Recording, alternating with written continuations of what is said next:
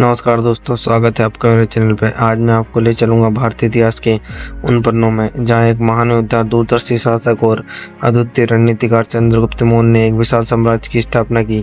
जानिए कि कैसे एक साधारण बालक ने चाणक्य के मार्गदर्शन में इतिहास रचा और बना भारतीय उपमहाद्वीप का पहला सम्राट। इस रोमांचक यात्रा में मेरे साथ जुड़िए और जानिए चंद्रगुप्त मौर्य के जीवन की हर वो अद्भुत कहानी जिसने उन्हें अमर कर दिया। तो चलिए वीडियो की शुरुआत करते हैं।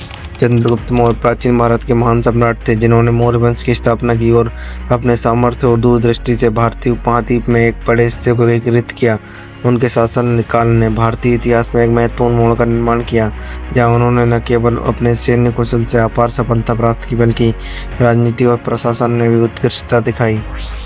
चंद्रगुप्त मौर्य का जन्म लगभग 340 ईसा पूर्व में हुआ था। उनका जन्म स्थल विवादित है, लेकिन माना जाता है कि उनका जन्म वर्तमान बिहार या पूर्व उत्तर प्रदेश के किसी गांव में हुआ था। उनके परिवार की पृष्ठभूमि के बारे में विभिन्न मत है। कुछ इतिहासकार उन्हें निम्न वर्ग से जोड़ते हैं, जबकि कुछ उन्हें क्षत्रिय मानते हैं। चाणक्य, जिन्हें कौटिल्य और विष्णुगुप्त के नाम से भी जाना जाता है, चंद्रगुप्त के प्रारंभिक जीवन में महत्वपूर्ण भूमिका निभाते हैं। चाणक्य ने चंद्रगुप्त को राजनीतिक, युद्ध कला और कूटनीति में प्रशिक्षित किया और उन्हें उनके महान लक्ष्य की ओर प्रेरित किया।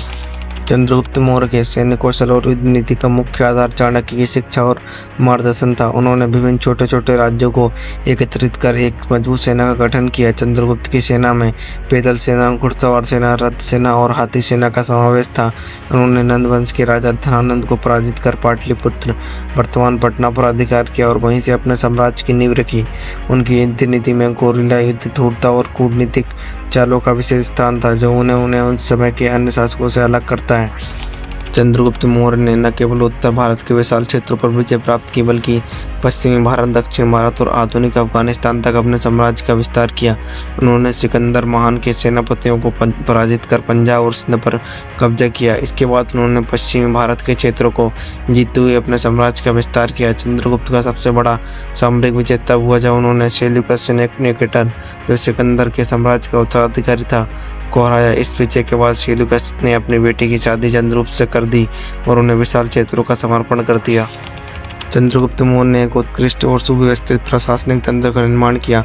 उनकी शासन प्रणाली केंद्रित थी, जिनसे सम्राट का अधिकार सर्वोपरि था। उन्होंने विभिन्न विभागों का गठन किया जो कृषि, वित्त, सेना, न्याय और अन्य महत्वपूर्ण क्षेत्रों को संभालते थे। उन्होंने अपने राज्य के नागरिकों की भलाई के लिए कई योजनाओं की शुरुआत की, जिसमें सिंचाई प्रणाली, कृषि के विकास और व्यापार के प्रोत्साहन के लिए कदम उठाए गए। चंद्रगुप्त का शासन न्यायपूर्ण और धर्मनिष्ठ था, जिसमें सभी धर्म वर्गों के लोगों के साथ समानता का व्यवहार किया जाता था। अपने शासनकाल के अंत में चंद्रगुप्त मौर्य ने सत्या त्याग दी और संन्यास ले लिया। उन्होंने जैन धर्म को अपनाया और अपने जीवन के अंतिम वर्षों में श्रवणबेलगोला, कर्नाटक में आचार्य भद्रबाहु के निर्देश में तपस्या की। माना जाता है कि उन्होंने वहां पर 297 ईसा पूर्व में संधारा आहार त्याग कर मृत्यु प्राप्त करने का एक जैन पद्धति के माध्यम से अपने जीवन का अंत किया।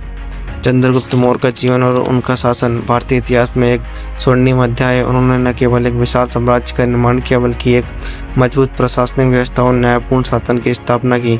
उनके द्वारा स्थापित मौर्य वंश के भारतीय इतिहास को एक नई दिशा दी और उनके पुत्र बिंदुसार और पौत्र अशोक ने एक साम्राज्य को और भी महान ऊंचाइयों तक पहुंचाया। चंद्रगुप्त मौर्य का जीवन हमें सिखाता है कि दृढ़ निश्चय, सही मार्गदर्शन और साहस से किसी भी लक्ष्य को प्राप्त किया जा सकता है। उनका योगदान भारतीय इतिहास में सदैव अमर रहेगा।